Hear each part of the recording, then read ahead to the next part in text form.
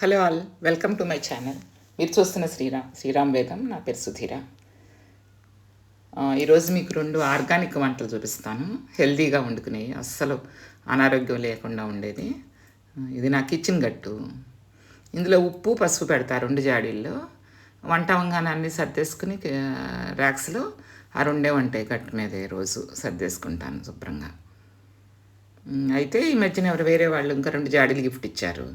సామాన్యంగా వాడనని చెప్తా కానీ ఈ 2 మాత్రం నచ్చినాయి. సరే, ఒక దాంట్లో ఆర్గానిక్ బెల్లం పౌడరు, ఒక దాంట్లోనేమో కారం పోస్తున్నాను. ఇక 4 ఉంటున్నాయి ఇప్పుడు గట్టు మీద.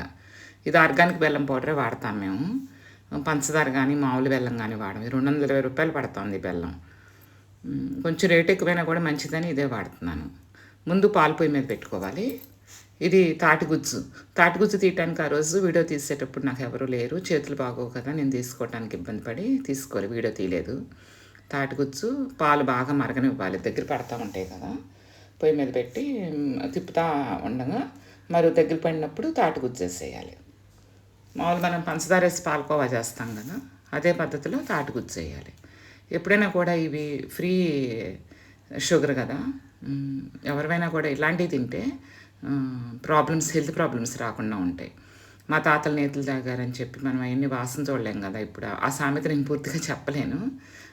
అయితే కొంచెం బెల్లం వేస్తాను, తీపి చాలదేమో, మళ్ళీ కొంచెం మరీ సప్పగా అనిపిస్తుందేమో అని.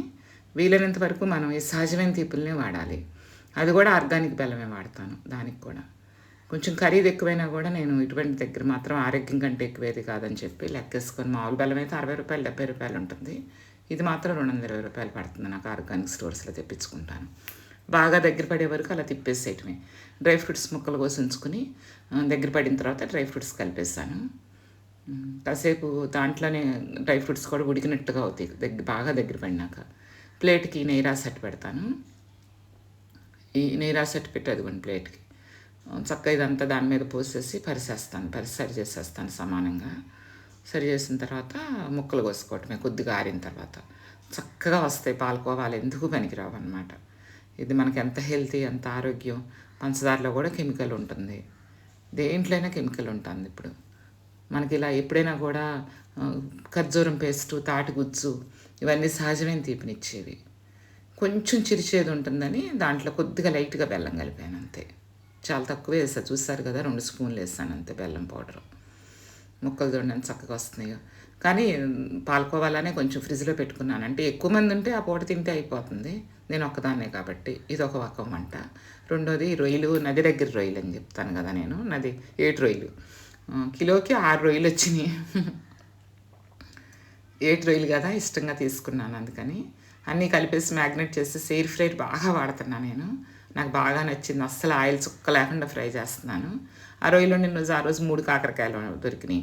మళ్ళీ ఆ 3 కాకరకాయలు వేరే అక్కడ వండుతామని చెప్పి దాంట్లో పెట్టేస్తాను. మేము ఎలాగో నాన్ వెజ్ తినేవాళ్ళమే కదా, ఇంట్లో తిన్నాళ్ళం ఎవరం లేం కదా.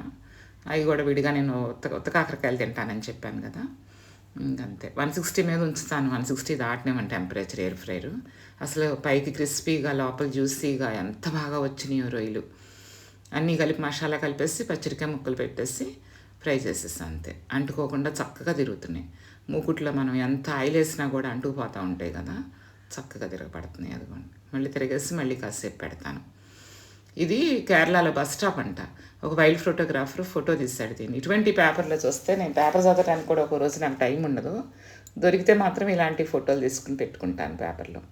ఆ వైల్డ్ ఫోటోగ్రాఫర్ ఎంతో వైరల్ అయ్యాడంట ఫోటో తీస్తే. కేరళలో చిన్న బస్ స్టాప్కి ఎంత చక్కగా తీయగలుగుందో చూడండి. ఈ రాంబుటాన్ కాయలు వచ్చేసి మార్కెట్లోకి ఎదువరకు అమెరికాలోనే దొరుకుతాయి అనుకునేవాళ్ళం, మనకు కూడా దొరుకుతున్నాయి. చాలా బాగుంటున్నాయి, తినండి. లైక్ చేయండి, మీరు లైక్ చేస్తే ఇంకొంతమందికి వెళ్తుంది వీడియో.